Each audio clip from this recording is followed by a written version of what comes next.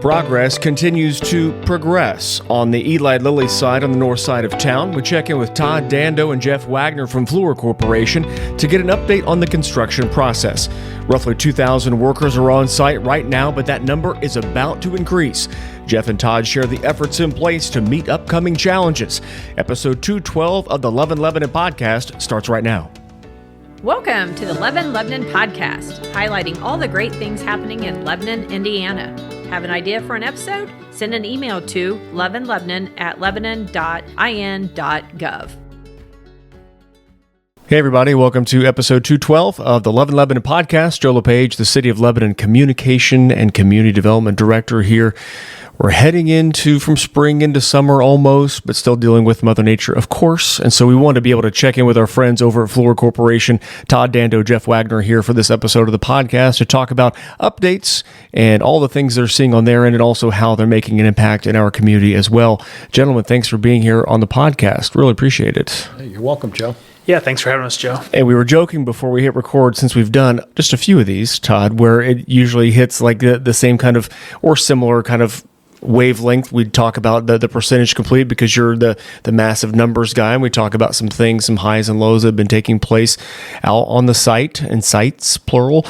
Things going okay out there, and pace where you want it to be, not so much or close? Yeah, I think it's been a good couple months since the last time we spoke. Spring has sprung, and we've got some positive weather. As you said, we're heading into summer, so the last few months we've gained good progress. I think we're peaking just over the 10% window of progress. But poised for really good things. We have all of our main trade partners onboarded. Many of them are local contractors. As design is issued, we finalize price and we go. And we've always been counting on a big summer 2025, and here we are. And I think we're well positioned for a good summer. If memory served, was it snow or severely cold temperatures? Something was hitting us the last time that we chatted, and it kind of slowed some things for safety. Was it was one of those things, right? Maybe even both. Yeah, that 10-degree marker was pretty pivotal. We some trades will go out and work under 10 degrees, but it's not the best idea. So many would take time off if it hits that 10 degrees, and we had several days in that range. Our biggest challenge now, and it's been from day one, is wind. But it's part of who we are here in Lebanon, and we've grown to accept it. But we don't compromise safety. If we hit in the 20-25 mile per hour range, we shut down outside operations. Luckily, a lot of our scope, a lot of our work this summer will be more indoors, and we're not dependent on cranes and swinging large equipment. So we're optimistic that we're going to have a positive summer. Yeah, and Jeff, how's the morale out there when the wind is blowing? I know how it feels when I'm walking from my office to the car, which is 30 feet away, but out on a construction site. Does it take a toll kind of physically and emotionally as well when you're out there and kind of facing all that stuff? I think everyone's kind of upbeat. Certainly, if you have a day that's not 100% productive, there's a bit of a downer to that. But I think overall, just everyone sees the project coming together, and it's pretty exciting. And I think it's smart too, Todd, to be able to have a lot of the indoor stuff, because Mother Nature, while she's dealing us some wind right now and dealt with the 10 degrees, it'll be the heat index to worry about as things get warmer. So I think it's wise that you guys are heading indoors under cover and under the shade to be able to do some things here in the not too distant future. Yeah, that's right. And we're planning now for that, making sure that we have ice lined up and water lined up, and for those, that 4-week period where it's unbearably hot, we'll get some cooling stations, and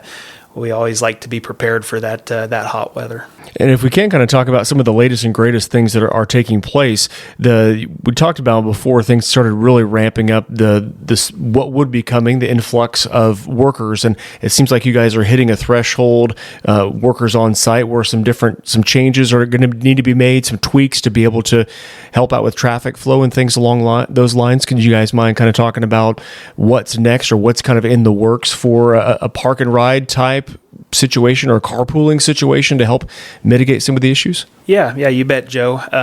So our from day one, we knew that one of the limiting factors would be how many people can we efficiently get onto the job site.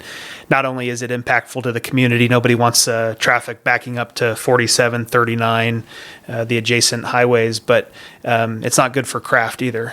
Nobody wants to sit in wait 30 minutes to work before work, and then unless they're on the clock, right? That's right. And then even worse when they're leaving, right? That's when accidents happen, and just so we need to set up for success. So we knew this day was coming. We're at about 1,700 on our side of the project, and probably another 300 on the LP2 side. So we're closely at about 2,000 cars, people on site. So what we need to do now is implement controlled parking. So we have parking for about 3,500 on site, but what we want to do is have staggered parking. So we'll have some staggered shifts, so not everybody hits the same roads at the same time.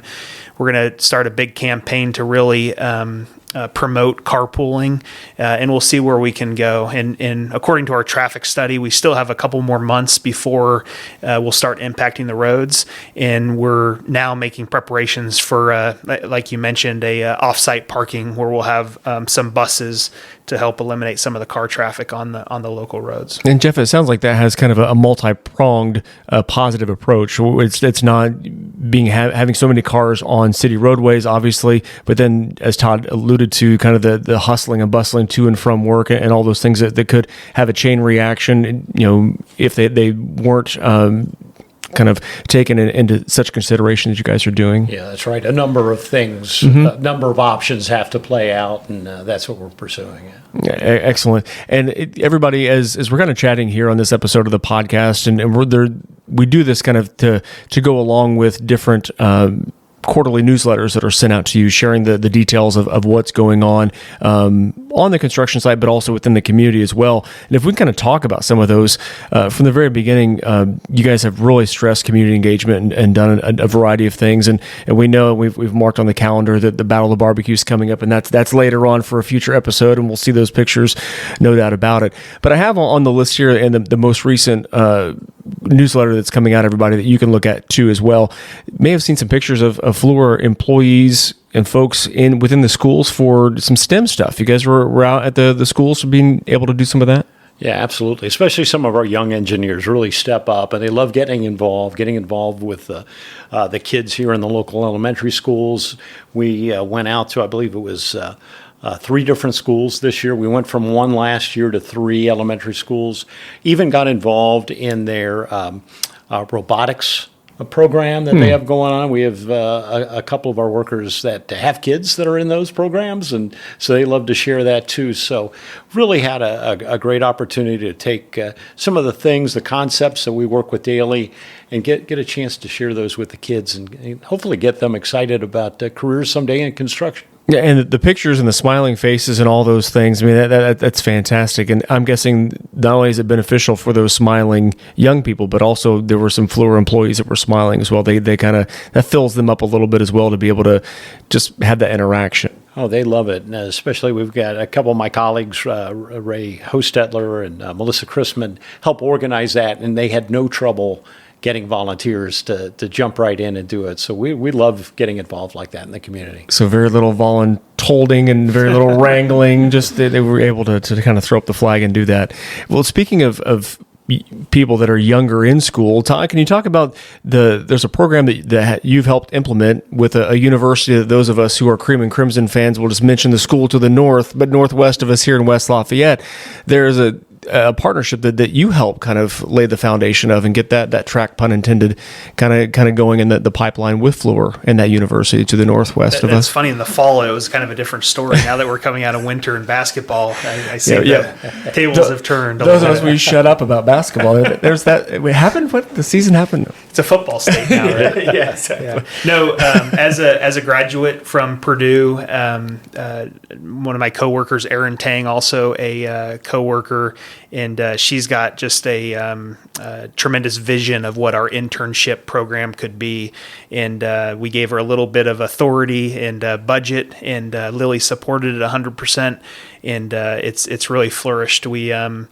constantly have 5 to 10 different interns or co-ops on site, learning, helping, keeping things fresh, and you can see it. It's a contagious spirit that hits the job site, which is great. And one of the success stories from it is conversion to full-time employees. So I think we were up to 8 or 9 folks that come through the co-op or the internship and have hired on full-time now with Fluor.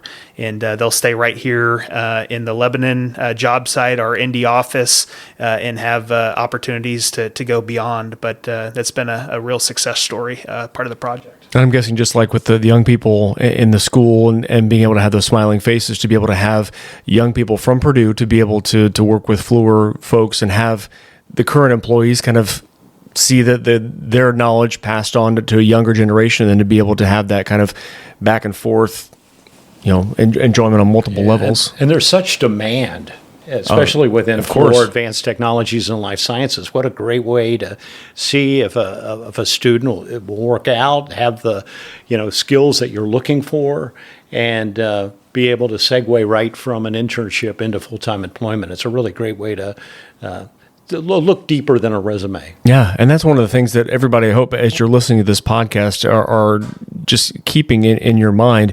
The job creation here is phenomenal, whether it be with Eli Lilly or whether it be with Fluor. I mean, these are jobs that are high end. These are jobs that are just, if you're well suited for those and they fit your skill set, tremendous opportunities can be out there. Everybody, we're talking with Todd Dando and Jeff Wagner from Fluor Corporation here on this episode of the Love and Lebanon podcast. If we can kind of stay on the community relations and that kind of collaborative kind of vein, there are still some relationships that you guys are fostering with some neighbors nearby, and being able to have them and host them and being able to work them. I'm guessing that relationship, Jeff, continues, and that I think the last time it was either on the heels of you inviting them on campus and being able to chat with them, or you're gearing up for that. Is there another one of those plans sometime soon? We're going to have one tomorrow, which will be last week when this airs. So we've invited neighbors to our north and to our south. We've got a group coming out Tuesday to one of the houses that we have just on the north side of the property. And it's a chance to, again, meet with them. We interact some fairly regularly, but some we don't get a chance to see all that much. So we'll have a dinner and talk about the project, answer their questions, let them know what to expect in the coming months, especially as the project really, as Todd talked about, the numbers continue to go up. So talk about that, and if they want, take them out on a tour of the project. So, and Jeff really understated the dinner. Jeff is a great barbecue. He'll have the spatula in hand, and he'll be flipping burgers tomorrow night. So, well, all you have to do is go to the Battle of the Barbecue. You can see Jeff, either right. Apron or Chase doesn't let me near the smoker that often, but we'll see. But so it's a great chance, and we try to be the one source for information too. There's a question about the roadway. There's an issue with something happening there. Let us know. We'll find out who can get it resolved. It may not be something directly tied into LP1, but we want to get it answered and give them some, peace of mind knowing it's going to get addressed. I think I'm okay sharing this too, because this is a recorded podcast, so we can edit if we need to. But when there have been issues brought to light, maybe speed of employees or things along those lines, those have been brought to the attention of you guys and nipped in the bud. That's an important kind of listening piece for you guys to be able to see things, and nothing's going to be perfect, but being able to see things and make corrections as needed, and be able to kind of have that relationship and be able to have it take place as needed. That's true. We need, we've from day one, we've tried to address some things, because we know as you get bigger and larger workforce, it would only be tougher to put the genie back in the bottle. So we want to make sure we stay on things like speed, things like being good neighbors, being aware that they're kids. There's families that live right to our north and to our south. So treat them as you would drive through your neighborhood. And if you know anything about Fluor, it's safety is paramount.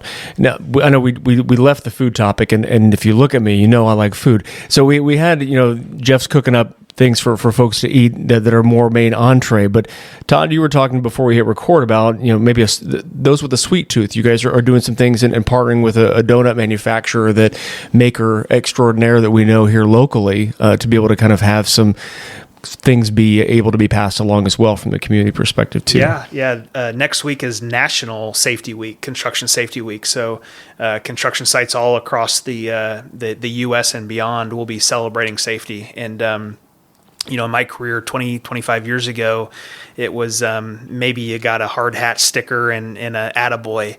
And now it's every day next week we'll be celebrating all things safety. And several local vendors have jumped into it. And my personal favorite, I love the maple bacon donut bar. They're bringing out I don't know how many hundreds of donuts. Oh man! So it's donuts and demonstration. Is that right? And there's this place down the road that's pretty phenomenal called Titus. Yeah, you know about that already. Come on, I'm kidding with you. But they're going to be out there. And how many donuts did you say? It's over 2,000, so it's quite a, and I think they're delivering them too. So I said we'll be sure to get a nice picture of the Titus truck out there on site. Man, that's a bunch. What is the whole goal behind the donuts and demonstration though? Aside from the sugar high and the rush and then the crash that comes after, what is the kind of the donuts and demonstration overall goal? Is it like the neighbors theme, or it's the actual demonstration of things taking place out there? Yeah, we do safety as our core value. But I think it's a matter of, hey, even elevating it a step further with Safety Week, and just hopefully giving them some insight, the workers, into things that we can even do that maybe it's different types of personal protection equipment that might be offered that it would help them do their job even safer. Maybe it's techniques, things like that. But just trying to really, congratulate the team on their focus on safety, and then just kind of reaffirm our commitment to that. In different ways. I think it reiterates the fact, too, that safety is not only the responsibility of the person with the tool in their hand. Safety is a 360 responsibility. So out at the Safety Week next week, you'll see a lot of Lilly employees. You'll see a lot of the Fluor engineers out there. You'll see a whole composite of people that it takes to build a construction project, and with one primary goal in mind of doing it safely. It's pretty powerful. So glad Titus could be a little bit of inspiration for it. And that transitions into kind of the next thing I'd like to talk about, and that is continuing to work with local partners, because there are other donut makers in the area, and you guys have chosen to go local. And on the newsletter, the one that's coming out, everybody, that you can look at as well, that continued partnership with local entities continues to be robust. And I'm guessing that that's still, along with safety, one of the core values that Fluor has in the community in which you're working. Is that correct? I mean, bringing out food from local establishments out to the location and really giving them a shot in the arm and being able to help feed so many workers as well. Yeah, absolutely. I mean, we've got local companies like IMI, Local Concrete, you got Gaylor Electric. I mean, you just got a whole host of different companies. We buy a lot of materials that are printed, a lot of promotional items, get service done in the area, have local security, cleaning services, you name it. And we talked a little bit about the employees that are hired local. But yeah, that's really been our focus, and working closely with the Boone County Economic Development Corporation as well as the Chamber. Look wherever possible to bring on those good local contractors, because we find they're very, very responsive, and the quality is excellent. Mm-hmm. And looking at these, the annual events, you guys have worked with the Caring Center in the past. You guys have worked with Freedom Church and their Back to School, their serve event. That's phenomenal, that launch. Talked about Jeff in the Apron with the Battle of the Barbecue. And on previous podcasts, we've shared the work that you guys have done with the drives for Christmas stuff. Just the multi-pronged community relation approach, actually nearly 40 nonprofits being helped by this operation. I'm guessing that is by design as well, Todd? Yeah, absolutely. It takes a village, right? And you can see that by all the partners that we have on site. Everybody wanting the best ultimately for Lilly to build a world-class facility. So I think you're spot on. It takes all those partners to deliver it. And at the recording of this podcast, full transparency, everybody, that we're well clear as this is going to air, same day or thereabouts, of the foundry groundbreaking Lilly's next endeavor off of State Road 32. And so we know that things are changing and influent. There's a lot of just different things that are happening within the community. If you guys can kind of look in the future as far as Fluor is concerned, more of the same, keep it on that same construction progress and that same hopeful, if Mother Nature allows, construction pace and keeping the thing moving past 10% and beyond. That's right, and it'll significantly pick up. We've been doing maybe 0.5% a month, or it get close to 1% a month. But now we'll get into the 2, 3, 4% every month as we have more and more materials coming around. I think I've mentioned before that we have a lot of fabrication, a lot of equipment being done worldwide that's about to ship to Lebanon here, and our pace of construction will significantly pick up. We'll have some 4 or 5% progress months. We're counting on those. And we've got, obviously, the Central Utilities building has been enclosed for a while, but you've got siding going up on two of the two production buildings. Siding's currently going up and about ready to top out on one next month. And then beginning foundation work on a third facility then. So that's exciting as well. So just all different kind of changes on the skyline, and some of the design build, the direct contracts, contractors working for Lilly too. There's a warehouse and an admin lab building. Also siding is going up on those. So you're starting to see more of the shape of what these buildings are look like, and kind of how attractive the campus is going to be. Yeah, because just looking at it's night and day now, but what it's going to look like when things really get ramping up, it is going to change that whole, as you said, the skyline is going to be. It's an exciting development that it's going to be having a new look to it. Yeah, absolutely. Yeah. How much fun is it to be able to see some of that skyline change and being able to kind of see whether we just had a little bit of growth, it was just popping out of the ground like a seed, little sapling, into what it's grown into now, and how that's going to continue to grow. Yeah, it's hard, Joe, to appreciate that. You get so caught into the day-to-day challenges and meetings and reports, and just it consumes you. But occasionally on a Friday, if it's slow, or if you get a chance to kind of exhale, maybe a little bit, step back a little bit, and look at what's been accomplished in the area, it's pretty amazing. And it's a team effort. There's not one company, there's not one employee. It's been such a team effort to date. Yeah, and when you look at it too, it's just been a little over 2 years since the groundbreaking. It was the middle of April, and in fact, when we did, you mentioned the Caring Center, we did a photo just earlier in the month, earlier in April, with the small molecule building in the background. We did that same photo the year before, and you could see the drill rigs in the background that we're putting in the foundations. Man, and it's one of those things. You mentioned 10%, but it's 10% of this huge thing, so it's significant. Even 10%. What have I missed? What else should we pass along to folks that they need to know about? Job information. There's a job link. If they want to get info on the newsletter, they can subscribe to. They can get all this information that we've been discussing. It's readily available for people, right? Yeah, absolutely. We got several ways they can reach out to us. We've got email is info@lpgrowsboone.com. Of course, we got our call center. We got an 866-LP-GROWS. So they want to call that. That's staff 24/7. And then emails, just go to lpgrowsboone.com. That's it. And that information that Jeff knew right off the top of his head didn't flip over the back of the newsletter that Ray just handed him. I will put in the graphic that I always do with our podcast here, so you can see it. You can really join the conversation. And if there are issues, and if you want to communicate and look for a job as well, you can just hit a QR code that's on the graphic that I'm putting out there as well for you to see that, to be able to learn more information, to stay in the know, and then be able to ask any questions that you have as well. It's refreshing that it's such a transparent process, to be honest, and that's come from my angle. But yeah, and Joe, we would urge people to reach out to us if we don't know, we can't help. And you mentioned a couple of the challenges in the community with people speeding. We had some dust challenges. We had some light issues.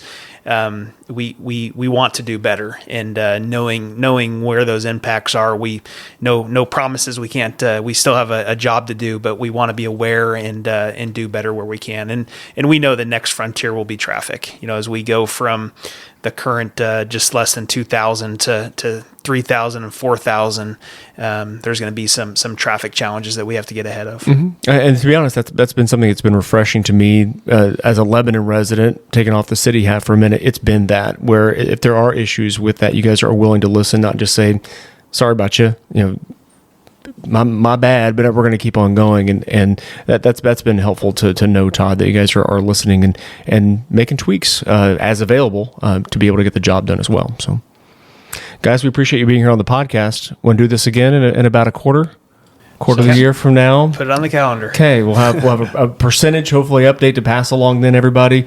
We'll get it on the calendar now because it sounds like these guys are going to be busy for just a little bit while longer. So we appreciate you being here, Todd, Jeff. Thank you. Thanks, as Joe. always. Everybody, thanks for listening to this episode of the Lebanon podcast. We got more information, more episodes coming your way soon. Take care.